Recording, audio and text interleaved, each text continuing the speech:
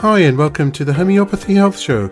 I'm Atiq Bhatti, a fourth generation homeopath with over 25 years of professional experience and practice in this field of healing. The Homeopathy Health Show is the online voice of homeopathy around the world, promoting and raising awareness of this truly unique system of healing, which is suitable for all ages, young and old. Every week I invite guests from the world of homeopathy to come and share their experiences, their work, offer insights, and essentially talk all things homeopathy. Why not visit www.liketreatslike.co.uk and click on the radio and podcast button to listen to the latest episodes. So let's begin today's show here on UK Health Radio, the world's #1 talk health radio.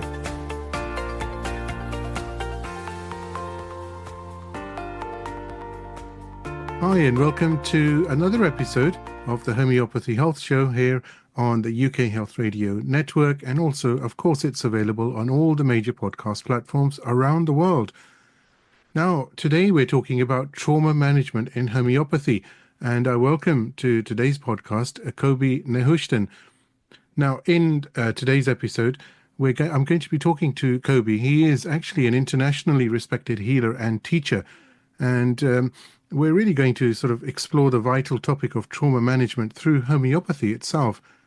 Koby's journey spans over 4 decades, beginning at the age of 17 with energy healing and leading to an extraordinary career across traditional Chinese medicine, also referred to as TCM, homeopathy, naturopathy, and behavioral science, one of my favorites as well. Now, he has taught and practiced in Israel, in India, in Kenya, and the UK, and trained under the legendary Professor George Vithoulkas in Greece. He has a very, very rich and diverse experience as far as the human experience is concerned. And Koby, without further ado, I welcome you to the Homeopathy Health Show. Thank you very much, Atiq. Really, really happy for this invitation. Thank you very much. So we're going to talk about homeopathy and trauma management. So, I mean, do share. There is so much, isn't there, that homeopathy can do, but homeopathy does so much for them, and it's just totally life-changing. Where there are incidences where people can actually walk out of a hospital and like it's like the stroke never occurred. I'm just taking this as one small example.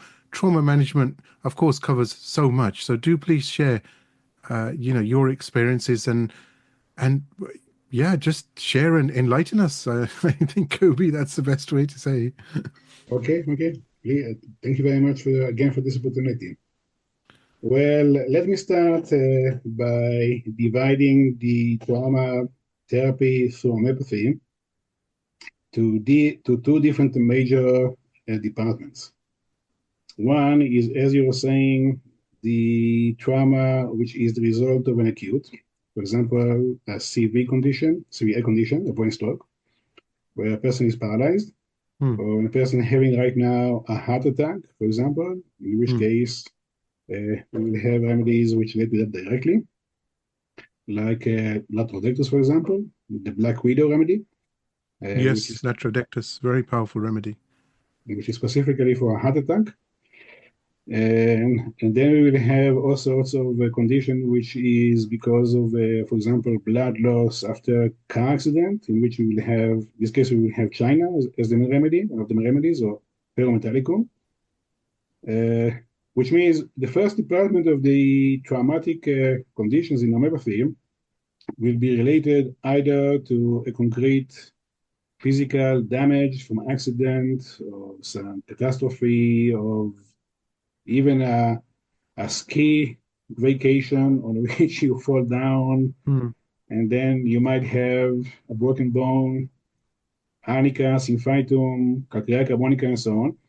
And that will be the first department. And then there will be the second department on which we will have a trauma condition of something which we faced quite a lot, is a trauma who is because of some emotional exposure, some emotional dynamic, which experienced by the person as a trauma, And then what will be the manifestation, the clinical manifestation of the trauma, and how to relate to it, in which way to approach emotional trauma. It can be because of some life event, can be because of a new news, which can be either terrible or very happy, like in the case of glycemia, a person who will produce symptoms because of a happy, a good news, and what will be the consequences of an emotional trauma on the physical state and how to relate to it. Hmm. From this point of view, we have several degrees of how the person is exposed to emotional trauma and what will be the possible response to that event. Usually what we see in the clinic is that when a person is exposed to a trauma condition, there are two possible uh, most uh, most intense circumstances, physical, who will respond to this trauma. One, the person will evolve emotional symptoms, which is equivalent to the kind of emotional event which he faced. For example, a person saw a very catastrophic event, and he will evolve the emotional symptoms who relate to what he saw. Example, I saw a case several years ago of a young girl, and she witnessed a person who is jumping from the roof, and he committed suicide. Hmm. And soon after, she evolved a condition of blindness; she could not see, and she had nightmares on a regular basis. And I gave her stramonium because of several other more symptoms, which means she evolved physical and emotional symptoms which correlate to the kind of event which she have witnessed.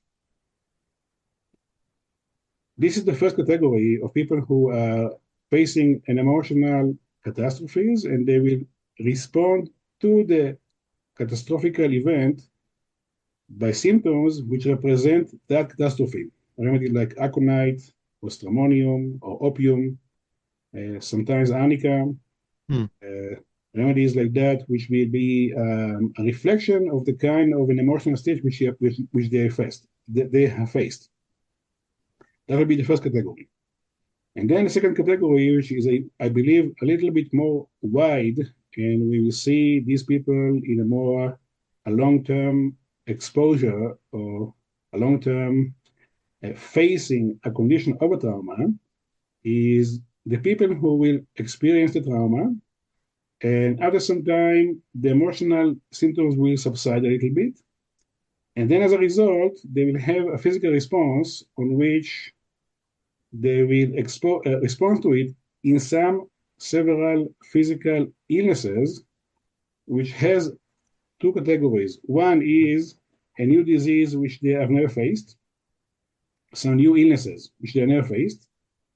And the second category is an ancient illness which will become much more aggravated, much more intense, much more sincere. So almost like a dormant Yes. illness. Yes. In the second category, the people who will experience trauma, and then as a result, for example, blood pressure become higher, diabetes becomes stronger, migraine becomes stronger. Over here, we see a very clear miasmatic tendency on which the chronic become more acute. Hmm. And by treating the response to trauma through a remedy which will become usually much more evident, much more clear by the symptoms, we will treat both the trauma and the chronic condition which came as a preparation ground before the trauma as a lying dormant miasmatic tendency. Which means the remedy who will be relevant for them is a remedy who is chronic remedy, although the condition is acute. And the remedy will cover both the trauma, the manifestation of trauma, and the miasmatic condition which came beforehand. Hmm. And then second group, which I would like a little bit to focus on that group because that group we see quite a lot, is, and over here we see a real condition of trauma, is a people who experience something which for them is a trauma, and they have no ways and means how to elaborate it verbally. They can't, or they don't know how to speak it out loud and how to digest it from the point of view of a verbal communication, what they feel and how they experience that. As a result, the trauma will be manifested on one of the physical organs, produce some kind of a concrete weakness. For example, after the trauma, they're having right now very strong palpitations. After the trauma, they're having right now a very strong gastric disturbances. After trauma, they're having right now a very strong lower back pain. Where the old trauma will be manifesting itself into some of a physical illnesses, which, according to what they will say or will speak out loud, they will not be able to verbalize or to explain the kind of experience who is behind the physical illnesses.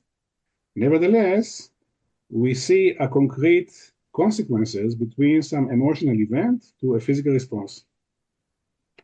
And the question will be, what is the meaning and how to understand the physical response which the individual will have to a concrete and specific trauma? And over here, we have a whole wide range of a teaching, which we call it the Somatic Code system, which what we will do by that is to basically map the physical body and to show how each organ in the physical body has a concrete emotional department, emotional quality, emotional meanings. And then if one of the organs becoming sick or becoming weak, having symptoms, because of that, we will know what is the emotional wound who is behind the symptom. The true causa causalis as such. Yes. Not only that, in our system of thinking, every peculiarity, every strange, rare, and peculiar, according to homeopathy, the kind of pain, the kind of physical sensation, the kind of physical manifestation of the symptoms of that organ will elaborate out the biographical dynamic which brought the person into experience of a trauma. Which means if we will know how to read the physical symptoms as they are and what they mean, we will have a whole emotional reading about the person just because of the physical symptoms. In these cases, we see quite a lot, where a person says, I do feel okay, I don't feel much of an emotional, any kind of thing which a person can elaborate as any evidence of anything at all, but nevertheless, the physical body gives another story. For example, we see quite a lot that after a very strong emotional, difficult events, there will be a heart pain, a chest pain. There will be palpitations. There will be suffocation. There will be at times asthmatic alongside palpitations. This kind of, without any emotional component, the person will say, I do feel okay, I don't feel much of either anxiety or fear, but nevertheless, I have a spontaneous reoccurrence episodes of very strong palpitations alongside asthma. One of the remedy which we gave quite a lot lately is a remedy called Krategus. Krategus, a remedy which is specifically small remedy to tonify and to elevate the condition of the heart. It's a very small remedy. Boyke write about this remedy, also Patak.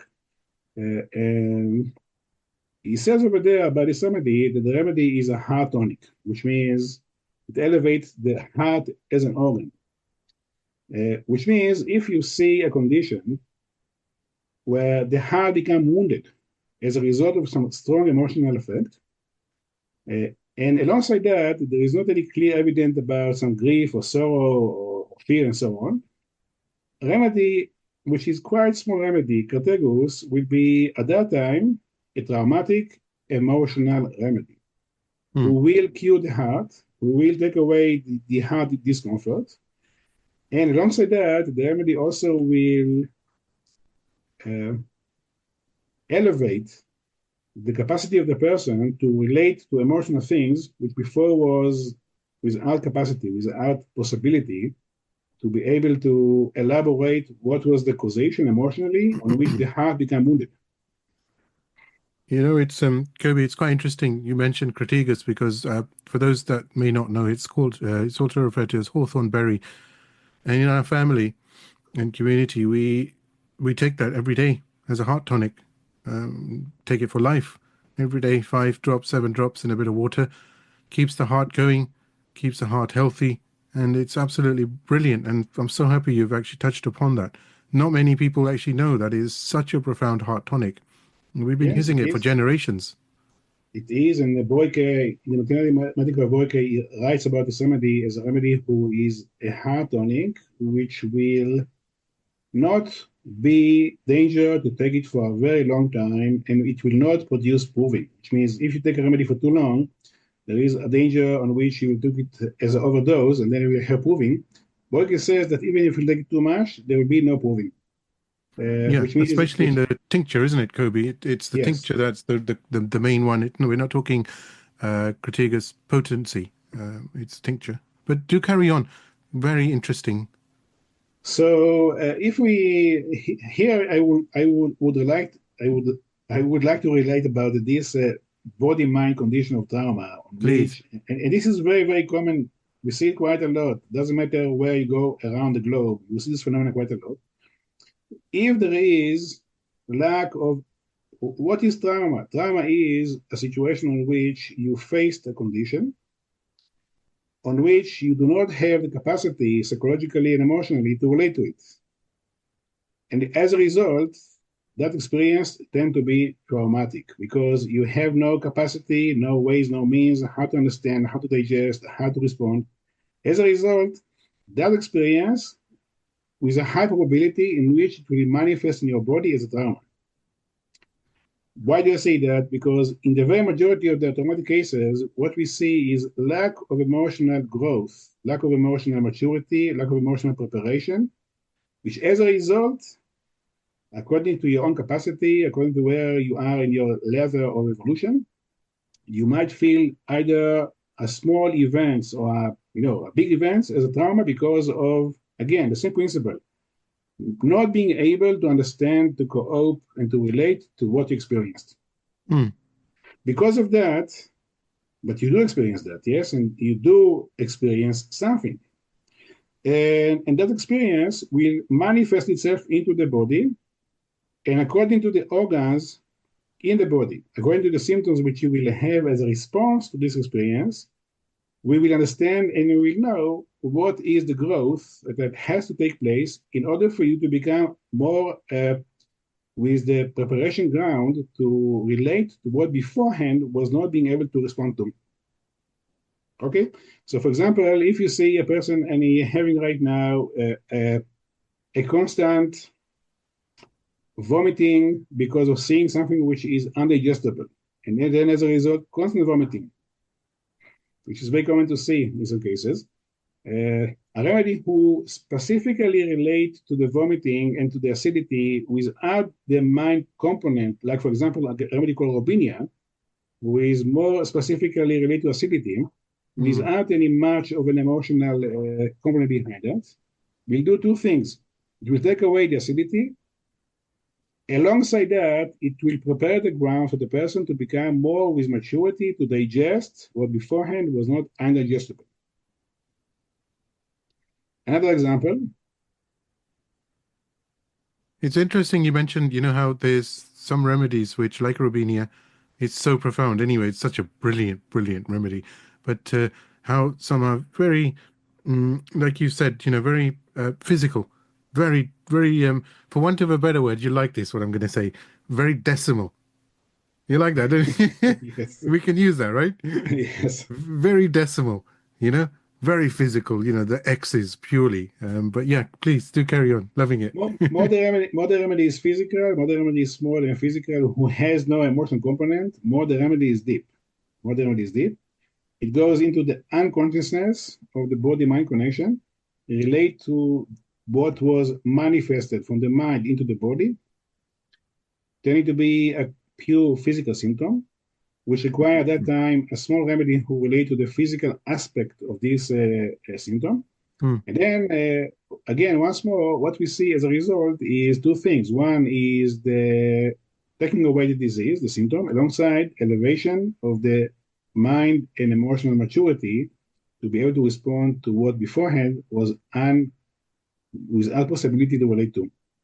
Another example, which we see quite a lot, is a remedy called syzygium. We saw quite a lot of people, when they face trauma, they will have sugar imbalance. Yeah, jambolanum, syzygium, another one. You know, you're talking all the remedies I love, so this is brilliant. Carry on. I love that. So this remedy, again, small remedy, who is specifically is there in our materia medica to control and to balance sugar balance in the blood. If you have a situation in which a person responds to something which is quite dramatic, and he seems to be doing quite well emotionally, nevertheless, the sugar is off chart, at that time, syzygium will do two things. It will take away the fluctuations of the sugar to balance the sugar. Alongside that, it will make the person more with stability to be able to relate to what beforehand was impossible to relate to. This is also a remedy who is very, very common in trauma. Many people respond in a high sugar level because of some things which is difficult for them to handle. In this case, we see that the sugar becoming not balanced. Now, what does it mean? When the sugar is becoming unbalanced, what does it mean? And what this syzygium will basically produce as an elevation dynamic of the emotional and mind capacity to relate to what exactly on which beforehand it was not being able to relate to. As a result, there was a trauma on the sugar. See, what is the emotional component which is growing because of syzygium? So the question, the answer is that whenever you have a sugar imbalance, especially if it comes without emotional symptoms, that means that in our system, in our way of thinking, that means that what you believed has meaning in your life, what you had faith that there is things who carry meaning, like for example, relationships, like for example, what you believe is have security. That you have realized that this security is gone. Is not don't feel secure as you believed you did before. Or people who did something to you, and right now you realize you cannot trust anymore people who beforehand was very close to you, which means the meaning of relationship, the meaning of security is lost. When the meaning is gone, the sugar will become off balance. Sugar means that there is lack of grounding of what was meaningful to you. And a remedy called syzygium, by balancing sugar, alongside that, it will produce a reevaluation and capacity to change, to shift, and to reevaluate again the kind of events which shake out the belief system, which right now, as a result, the meaning is lost. Wonderful, wonderful. And do carry on now. Now we're talking about trauma, and you've mentioned Syzygium, you've mentioned Crataegus, you've spoken about Robinia as well, and a few others. So how do you use them? Give examples. Usually, whenever we see a trauma condition on which we see and we know that there was a trauma event, however, it doesn't resonate with the emotional expression of the patient, which means the patient does not elaborate or does not speak or share himself or herself that there was anything which was terrible. However, nevertheless, we know that the person has gone through a hard time.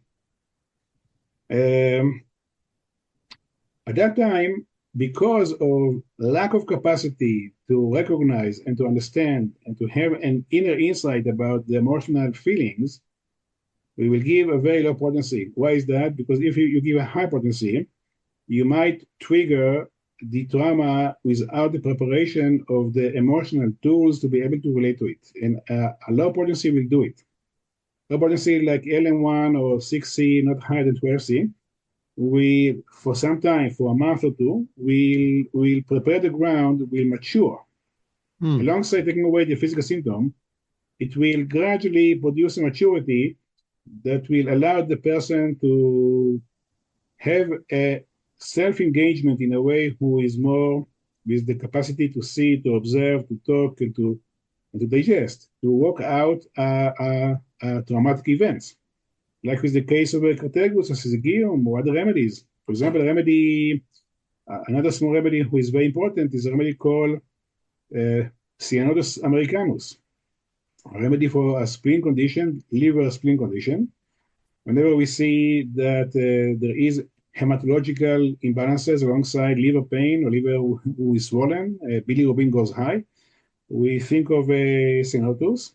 This remedy is a remedy who is a very small remedy. Nevertheless, it has a very, very deep effect on the connection between spleen and liver.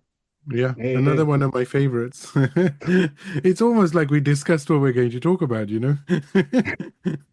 Carry on. And this remedy is a remedy who you will think to give it whenever a person has a history of a very, very long-term anger, frustration, or things who are on the indignation, repression, anger side, which will gradually produce an effect on liver and spleen, and which there will be some small event which will shaken out the person. As a result, liver and spleen become vulnerable, and the remedy without, again, when the person will not be able to tell you why emotionally respond to this situation so and so. There is no strong evidence of emotional component behind the disease. Nevertheless, there is a long-term history of some frustration or anger who is repressed. And then you give Cyanotus at a low potency, like between 3 to 6C for some time. And then you will see that there is usually a recovery of the organ alongside the capacity to share, to be in touch once more with things which was, for a long time, was very hidden. Like a frustration about a relationship, or about work, or about career, or about the future, or about some past events. And then you'll see that the remedy will produce a maturity who belong to the emotional meaning of the organ. So the mechanism or the strategy of how to work with the remedy will be whenever you see that there is a situation on physical response to emotional event without emotional expression to it, you will give a very low potency. I would say 3 to 6C LM1 for some time, where the purpose is to cure the organ alongside to produce emotional strength. And this is what we see. This is what usually we will see. Now tell me. Yeah. The same condition, if you will give to the same condition a high potency, you might risk the case to have a very, very strong aggravation. And not necessarily always the organism of the patient will be able to face that aggravation. Because of the past events we stored in the organ, because of the memory of the cells, which produce a kind of opening up by high potency. And then you will have very strong aggravation on the physical level alongside the emotional crisis, which not necessarily the patient will be able to contain that. Therefore, when it comes to these situations, we are very, very, very aware about the potency and high potency is to give it for a long time in a low grade.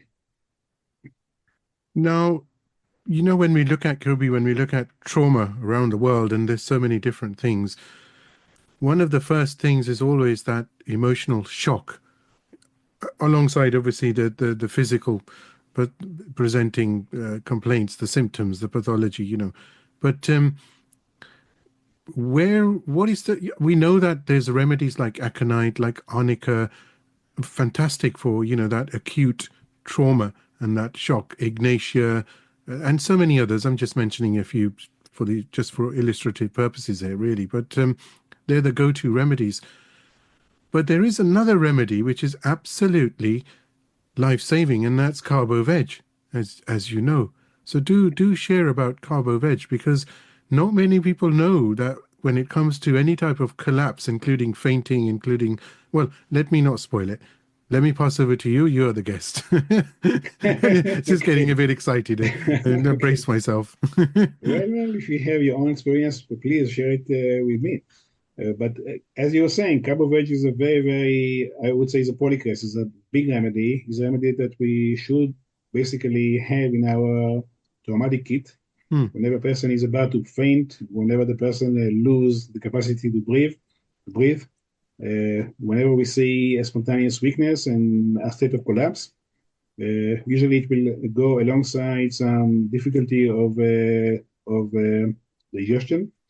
We will hear a lot of rumbling in the stomach. The person will require a cold fan, like a hair, like to open up the window or to have a fan to the face directly. Usually, you will see a concrete fainting. A person literally will faint in your hands. You will see a situation in which a person literally dying. Basically, is a Hmm. life-saving remedy. And I was some years ago, approximately 20 years ago or so, I was participating in an experience on which we uh, took.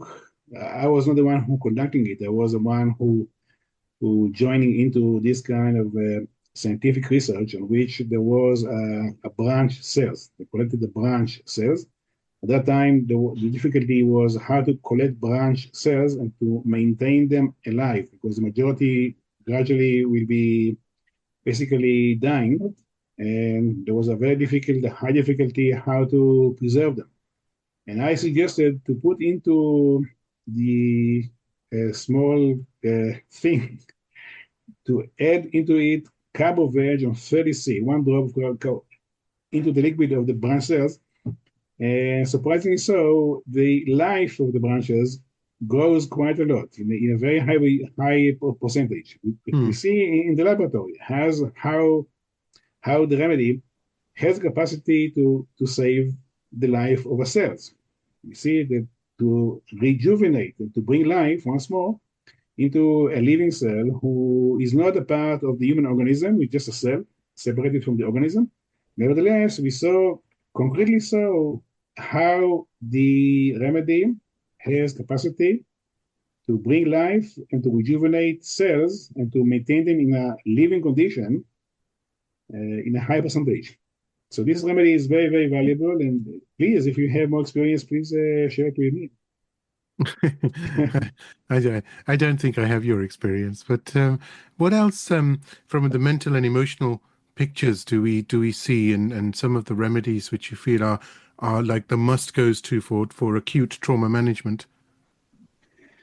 Let me tell you, let me share with you a case which I've seen approximately half a year ago, which reflect to me something who is quite evident from the one hand. On the other hand, there is much into it. It's a very typical condition in homeopathy in our clinic. There was a woman. I give you a brief summary of the case. She's a woman. She's 50 years old. She came because of a brain tumor. She woke up one day and she doesn't see of the eyes. She go to the emergency room to do an MRI, CT, and they saw immediately that she having a tumor. How the tumor occur? What happened?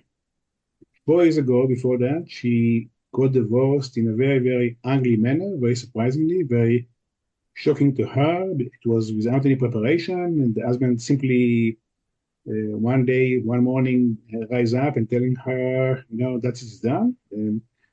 And right now they're going into 1 year of the attempt for consultation. Nevertheless, he is totally sure about this thing. After 1 year, they separated. She's by herself right now. With the concrete emotional frame of mind is that she digesting all day long how it is possible, Hmm. how that thing for me is possible. This is unbelievable. I could not see it. We are a wonderful couple. How did you do it to me? This is inconceivable. My mind cannot cope. So obviously, she evolved a brain tumor. because of this lack of capacity to understand, lack of capacity to cope. And I gave her a remedy called ignatia, of course. She was a very clear ignatia case, and I was telling her, please come to the clinic again after 2 months to see how you're doing. So she called me before the second consultation, telling me, look, I don't have much to say because the remedy did nothing. I basically feel the same. I see the same. I see no change. I take your pills, but why to come if I feel and see no change? I convinced her to come. Then when I spoke to her in the clinic, I asked her, but the anger about your husband, is it there? She says, no, I completely, I understood and I'm free and I feel good about him. What about the unconceivable lack of hope with the situation? Is it still there? No, it's gone. I did with myself some kind of a walk. And right now I understand that on the contrary, as a matter of fact, the divorce served my spiritual growth. I'm asking her, what about the sorrow, the grief, the sadness? Is it still there? No. Right now I'm happy because I feel that this is the right thing for me. And which means, so I'm telling her, look, the remedy did a whole shift as it was supposed to do. And from your point of view, you see no change. How is it possible? She thinks for a second, and then she's telling me, you're right. The remedy, or I went through a great change. Nevertheless, if you ask me day by day, I feel nothing. And the question is, how come? And I believe that the majority of the homeopaths around the globe was faced this condition in which the remedy did a great change. And although the change was great and very, very deep and very thorough, very complete, the patient does not admit because he can't feel, because he cannot observe and see that the patient went through a very big, dramatic change. And the question is, how come? How is it possible? How is it possible that the person went through a change with 180 degrees change, a whole side of the range? It's totally free. And how come there is no evidence in the person? The person is not trying to annoy you, is not trying to cheat you, is not trying to make you feel wrong about yourself as a therapist. The person is telling you the truth. But what is the truth behind it? The truth is that not before the trauma, not right now, still, there is no any inner tool which is allow the patient to relate to the event which produced trauma still. The remedy took away the trauma, but did not evolve the capacity of the person to be able to respond to the trauma. And this is an indication, this is a very clear indication that there is a trauma still there, which means symptoms are gone. Nevertheless, because of the lack of awareness, the lack of capacity of the patient to be able to see it about oneself, that thing by itself is an indication not of lack of self-awareness, not of discontact with oneself, not of lack of intelligence, but of a trauma condition where there is no still the growth to be able to contain, face, understand, relate to what beforehand and still now is a trauma. Which means whenever you see in the clinic these kind of cases on which the person says nothing has happened to me, but as you go into the specific symptoms, you see a big change, that thing by itself is an indication of a trauma. See, I say it for the sake of many, many homeopaths who I believe experience that in the clinic, to understand what they see. What do you see? When you see a person who's telling you, I feel nothing, but as you go into the specifics, a lot has changed. You know you are relating to a trauma. Absolutely. And you know that you are relating to a side and a component of the trauma of there is no still the emotional capacity to relate to that event, which means it indicates for you how to continue further. Wonderful. Wonderful. We only have a few minutes left, so I would ask for your, let me think, what's that word? Your sort of overall summary of how homeopathy is so effective in acute trauma management. I mean, even in chronic cases, of course, as well. But please do, it's going to be very inspiring for the listeners as well, because there's so much hope. And it's so easy, if I can say, when you have homeopathy, because it's just there and it says, well, look, I'm here, I'm going to help, and I'm going to do whatever it takes. And it's just so brilliant, isn't it? That in itself. It is. We have in homeopathy, we definitely see in the clinic experience that homeopathy is, I would say, the number one tool for trauma condition in the world. We have another component of trauma, and what is trauma? From this point of view, I believe that the majority of the population having an aspect of a trauma is where we see a very, very precise and a linear connection between the kind of birth you had when you were born and the kind of an imprint, and the kind of a mark, the kind of which is instilled in the organism, produced later on in life, a life attitude, the way of experience this world, the way, for example, if you have cases of umbilicus cord around the throat of the baby, due suffocation, you see that this kind of birth produced for the whole life later on a fear from drowning, a fear from closed spaces, a fear which is very similar to aconite. And this is because of the kind of birth the person have. We see the connection between cesarean operation, which, of course, when it has to be there, it has to be there. Nevertheless, one of the possibility of cesarean operation is that the person coming to this world without the preparation ground. Therefore, it will be like a trauma, which means the person won't be able to face changes. And whenever there is a change in life, change will be experienced like a trauma. And then we will have remedies like carcinozine, like carbonica, who will cure that. Which means what I'm saying is that from the point of view of what is trauma and how to understand trauma and how to classify different kind of a trauma and relevant remedies, is that from birth until now. And we have several more stages in which you can have and see the possibility of a trauma and then how to use it.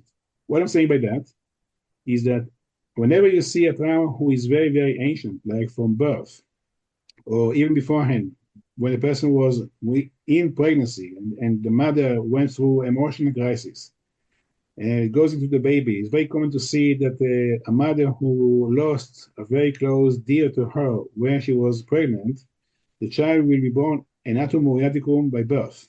And he will have what we call a causeless sadness throughout the life. And what I'm saying is, this condition, psychologically and emotionally, are not being able to be understood by the mind. The mind does not have the capacity, even if the mind understands it, the mind will not be a tool for healing for the person. The person can speak about the sadness for whole life, the sadness will not change. Right? Why? Because this is organic. But not more will do it. Which means what I'm saying is that homeopathy is a great tool. I would say the most amazing direct tool for all kinds of trauma, especially in the cases when a person understands himself or herself very, very well. I'm telling to you, I'm speaking to my psychologist for the last 20 years or so, and the problem remains the same. And this is where homeopathy will produce a great change. Basically, when we see these cases of people who will tell you, I'm going to therapy for the last 20 years and nothing has changed, it's an indication of a birth trauma on which there is an imprint from the very, very birth, which produce sensation, produce some physical state, will produce emotions. And the person feels something, know that it's wrong, know that this emotional dynamic does not belong to him. Nevertheless, understanding does not work. But remedy does work. So definitely I agree with what you were saying before. Homeopathy is the most incredible tool for trauma on the emotional sphere, on a physical sphere. Koby, that brings us to the end of this episode with you, Koby Nehushtan, on trauma management in homeopathy. But good news, ladies and gentlemen, we are going to have a 3-part brilliant, epic series, which is going to be called, which is going to be called Food for the Soul. And we are going to be recording that soon, so do stay tuned for that. I'm not going to give anything away, actually, I'm just going to leave it open. It's going to be such a nice surprise. But until then, Koby, it's been an absolute honor to have you on. Thank you so very much. And of course, we're going to talk very soon. Thank you very much. I do hope you've enjoyed this week's episode of the Homeopathy Health Show. Please do support the show by clicking follow on my socials. Remember, the more exposure the podcast receives, the better for homeopathy around the world. You can find me on Instagram by searching for @like_treatslike, and on both Facebook and TikTok by searching for @like_treatslike. So let's promote the voice of homeopathy on radio and podcast around the world together. Don't forget to visit me online at www.liketreatslike.co.uk and click on the radio and podcast tab. Here you'll be able to see all the guests that have joined me on the show so far, and of course you can stream on demand the latest episode to your mobile, tablet or PC. Until next time, stay safe and take care.